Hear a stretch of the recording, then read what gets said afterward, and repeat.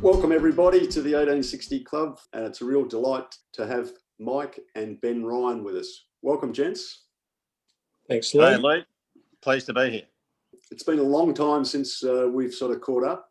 Ben, you were 15 or thereabouts when I last played, so you were just starting your career as I was ending, and Mick, you were coming to the end of yours. Now, Mike, you're in Sydney. I live in Sydney. I've been here. We first came to Sydney in 1997 and lived for a period of time in Canberra in the meantime, but I've been back in Sydney now for over 10 years. Obviously love it. Yeah, it's got a lot going for it, the climate in particular. And you're out in the Coogee Bay every Well, I other live day? not far from Coogee, which is handy. I swim quite often, but I also watch a fair amount of Premier cricket. My local team is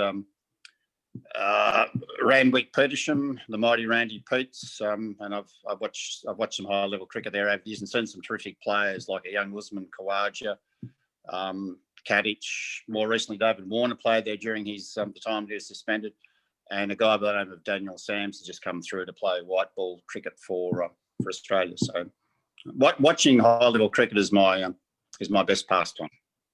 We'll come back to that in a sec. Ben, you're in Canberra. How long have you been there? I am, Lee. I moved here in 2012. Had been in Melbourne right up until that time. Actually moved here for a job in cricket, working for Cricket ACT. Worked for them for the best part of 7 years, and the last year or so, I've got out and I've started my own coaching business. So, I guess I've found over the time that I think that's my strength within the whole cricketing gamut. So I'm really enjoying that. It's hard work at times, but it's then again I tell myself, well, I'm doing absolutely what I love every day. So it's it's very rewarding. Must be really tough good. going to work every day and just talking about cricket. Yeah. Has its days. Much better than going to work and talking about insurance. Yeah. Cool. Let's sort of start at the beginning. Mike, a long time ago, you're a Bendigo lad and you found your way to Melbourne after you served in the army during national service. You had 2 years. You served also in Vietnam. That's right. Yeah, Lee, I grew up in Bendigo and got conscripted at age 20. And my employer at the time was the state government, and they decided to transfer me to a job in Melbourne, which I wasn't particularly happy about, being a Bendigo boy. But anyway, I moved down to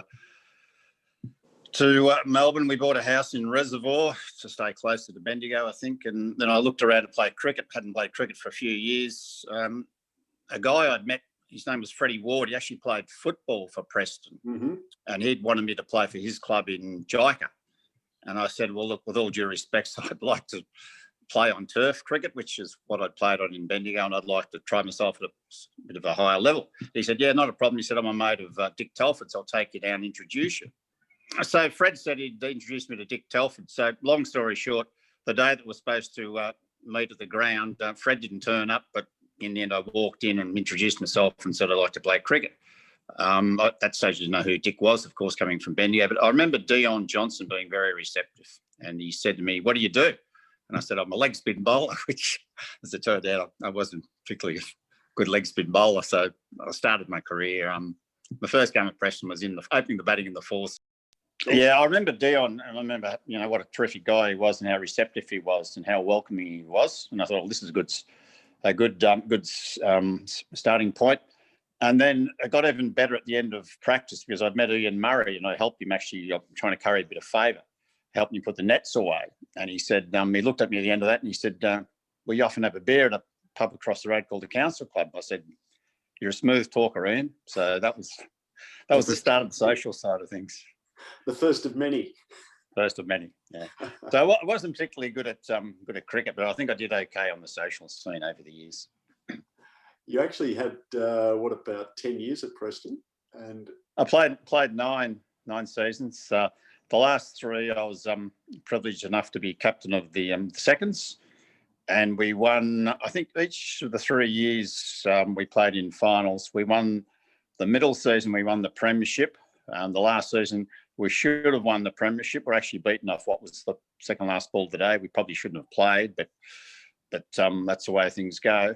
So, I went out on a good note, and I was really happy. My 9 years at Preston were fantastic, and it got even better when Ben fired on and years later became coach of the club, which was a great. Maureen and I were so greatly pleased and proud that it got to that point for Ben. We'll come back to the highlights of your career in a sec. Ben, you joined the club in about 86, 87, and also were fortunate to play your first game with the late, great Ian Murray. I was, yeah. He was captain of the thirds that year, and certainly played the first few games in the thirds. And most of the year, as it turned out, I think we ended up playing off in the semi-final and got beaten. So it was a good year, success-wise, and it was great to play alongside underneath Ian. Robbie Hayton played some games, Steve Hillam, Billy Muir. They were just great people, great mentors. We had a great time off the field too. Yeah. And after I turned 18, I indulged in those. But yeah, look, absolutely fell in love with the club, and it was really good for me to be able to play for the club after watching Dad for so many years. I did sub field once for those 3 years Dad was talking about. I sub fielded, so I think it was Wayne McLaughlin was late, maybe from baseball or something, and so he stuck me at mid on. We were bowling, obviously, and one ball came to me in the half an hour or so I was out there, and I got the knee down, did everything right, but somehow it went through. And Ian Murray was actually bowling that particular ball, and he I went and got the ball. I think they only got a single. I threw it back to him, and he didn't say anything, but I could see he was a little bit upset by it. But so that was it stuck in my memory. So it was my first really proud Preston moment. You were probably about 12 or 13, Ben. Yeah, it would have been that, yeah. One of the interesting things about Preston back in those days was that we had a lot of experienced players all through the, from the seconds all the way down to the fifths, in fact. It's a bit sad that sort of hasn't really continued on over the years. It's exactly, as you said, Lee, I'm in Canberra now, and we've got that same problem, and all the clubs here have got the same problem. And probably the worst thing that's come along is veterans cricket, because these guys, once they're hitting 50, they're going off and playing veterans cricket rather than staying around and continuing to put time and into their clubs as players and administrators. I think it's actually going to be a bit of a problem going forward.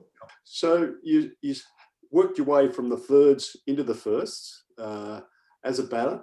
Yep, I probably didn't play my first 11 game until my third season there. Okay. I spent the second season mainly in the twos, and eventually got in. Neil Kilpatrick was the coach at the time. Really rate Neil as one of the best coaches I've played under. He was fantastic. He was just so passionate about the game and really got everyone to get the best out of themselves. And that's why we had so much success, I'm sure of it. We certainly started to have successes once Neil had been there for a while. But I spent most of my first 11 cricket under when Greg Hobber came in 90, must have been 92, 93. Where did you bat? Mainly opened. Yeah, opened with Greg quite a bit that season. We made the championship final, and I batted at 4 or 5 in that game, which we won. It was great. Fairly low scoring game. Rowan Porpelai, as he just continued to do, made 50 in the final, and that was enough for us to chase down 140 odd. Batted with Rowan for a while. Ravi Ratnayake was in that team. Extremely good team, but a really close-knit team. Great guys to play alongside. Mick, you played with some great Preston players.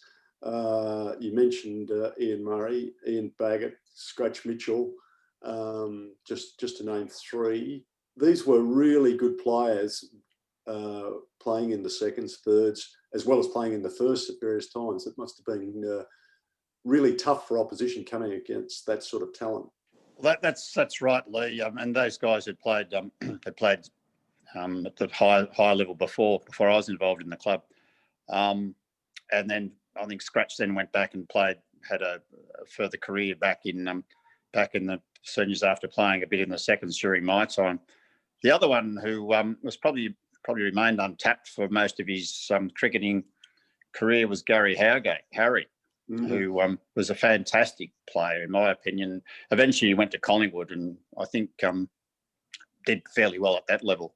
He was a great talent. But what struck me from the early days was just the ability that from the time I arrived at the club, people like David Jeffrey, obviously, Dick himself. Dick was so innovative. I remember him bringing down a video recorder one day and recording people, which was embarrassing.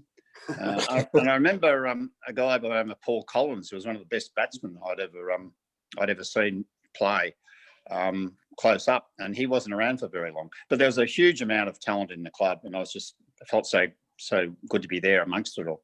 Yep. What was your personal highlight, Mick? Well, probably as of the last 3 years, I was lucky enough to captain the seconds, and I think during those 3 years, probably only lost 3 or 4 games. Unfortunately, 2 of them were finals. But some of the young players who came through during that time, who got a start, who came through the seconds and then went on, Gus, for instance, particularly Dale Carpenter, Chip. I think I might have been the one who gave him the nickname after the cartoon characters, Chip and Dale. And then in my last year, I'm with Gerard Dowling, playing a number of games with us. Then others who sort of worked their way through, played seniors, terrific guys like Robbie Hayton, Graham Pinchbeck. And then other people around the club who are legends, were and still are. Steve Hillam, obviously, Jimmy Lawrence, Gary Robinson, the laughing leg spinner. It was there was always a buzz about the place. There was always a lot. Trevor Staples, who came through and played a lot of senior cricket. It was just a fantastic place. It's a long time ago since I was involved at Preston, but I still miss it.